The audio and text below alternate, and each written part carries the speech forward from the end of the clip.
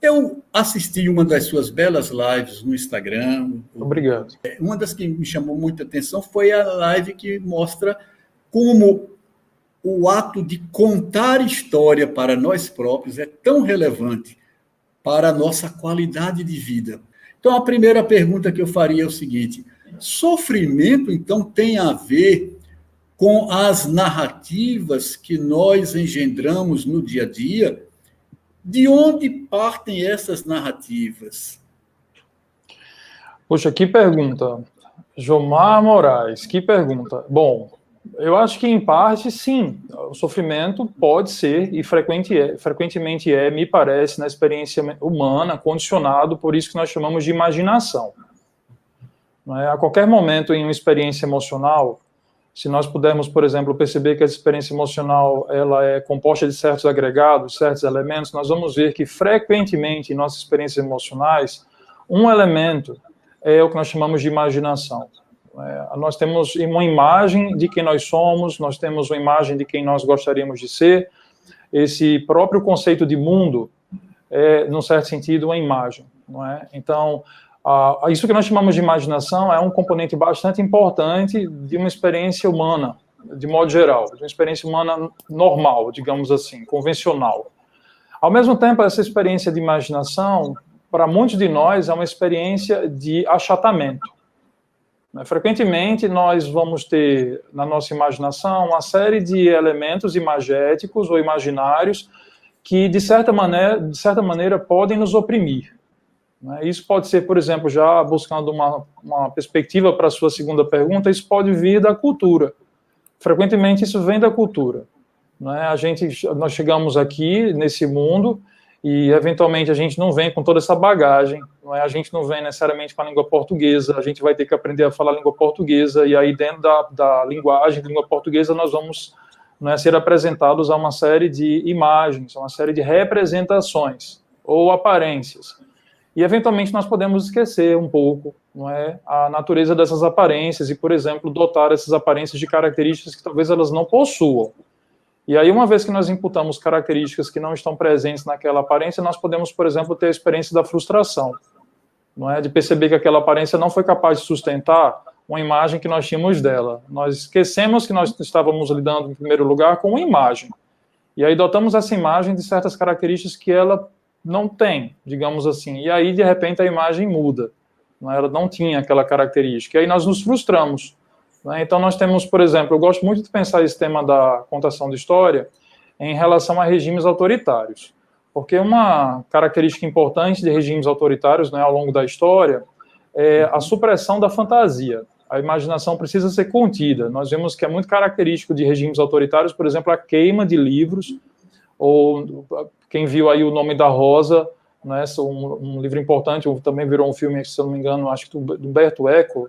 Bom, de qualquer maneira, esses livros ficam proibidos, num grande códex, num índex aí pela Igreja Católica. O filme basicamente conta um pouco dessa censura. Por que isso aconteceria? Isso aconteceria porque a imaginação é bastante poderosa. Algumas de nossas dificuldades, no campo, por exemplo, neurótico, advêm da crença de certas autoimagens.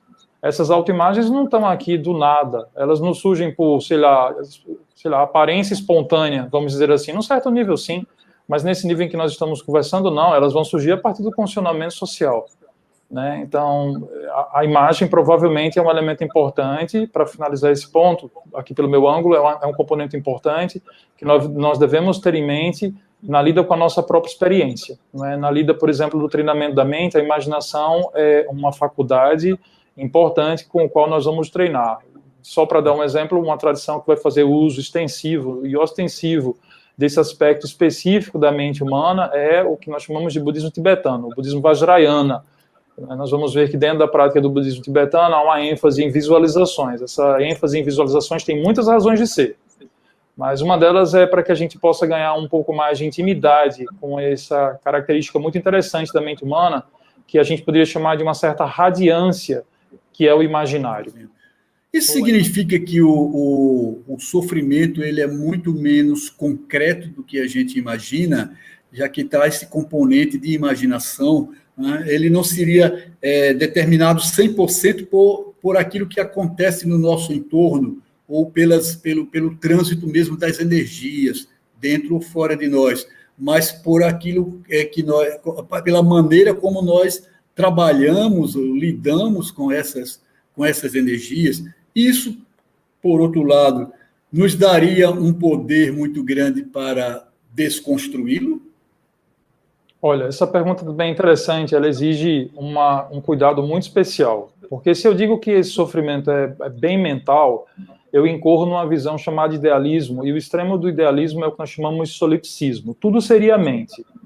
E aí a mente, toda a experiência de mundo seria a minha própria mente, você seria uma ilusão minha, você seria uma criação da minha mente. Essa visão é uma visão, por exemplo, refutada, né, ou pelo menos se tenta refutar no budismo. O próprio budismo, a partir de Nagarjuna, que é o filósofo que aparentemente cria o chamado caminho do meio, Madhyamika, tenta refutar essa visão. Por outro lado, a gente não pode dizer que esse fenômeno de sofrimento está colocado especificamente ou totalmente dentro do campo biológico, ou então a partir de instituições políticas. Talvez para uma maior praticidade, eu diria, pessoas que estão se treinando, treinando sua mente, treinando esses caminhos que utilizam a introspecção, por exemplo, faculdades de voltar a atenção para o fenômeno mental.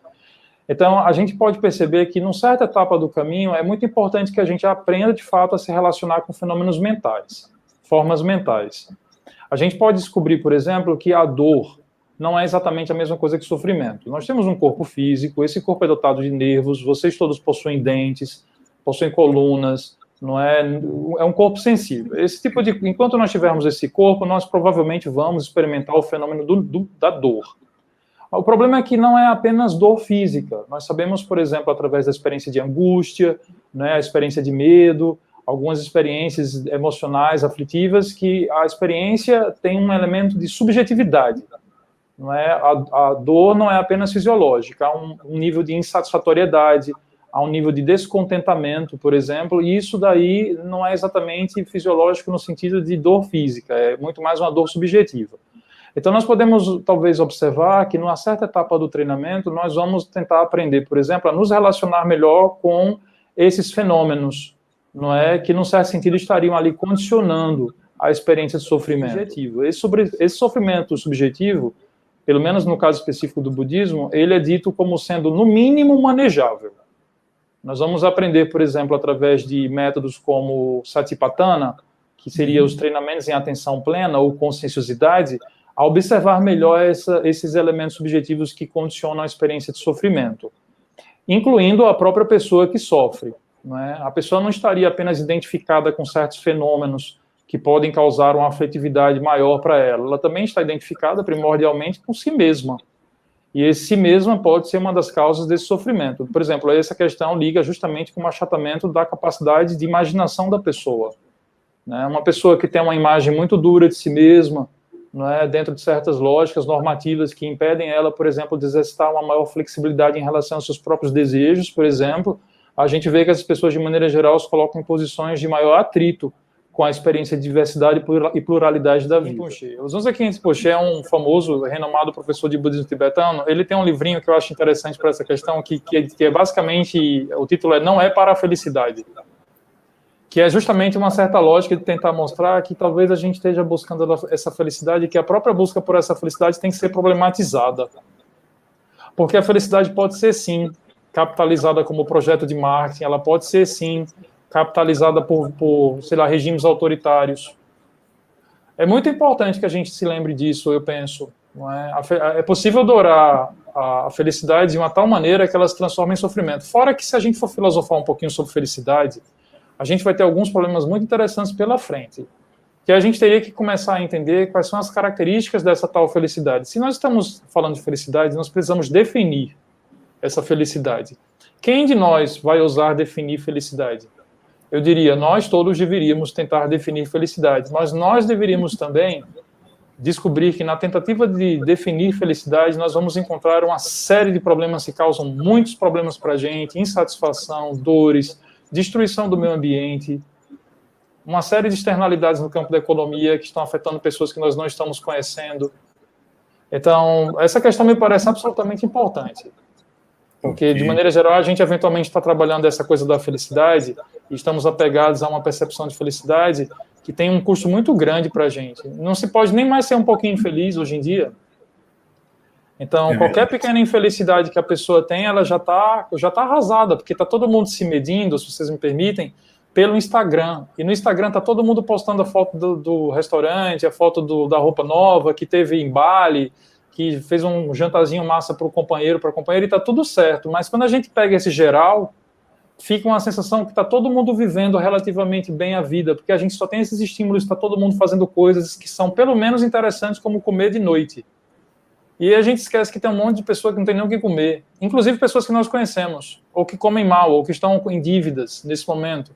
E aí a gente vê que esse elemento dessa, digamos assim, dessa capitalização do bem-estar, wellness, isso pode ser bastante problematizável e eventualmente é de fato problemático.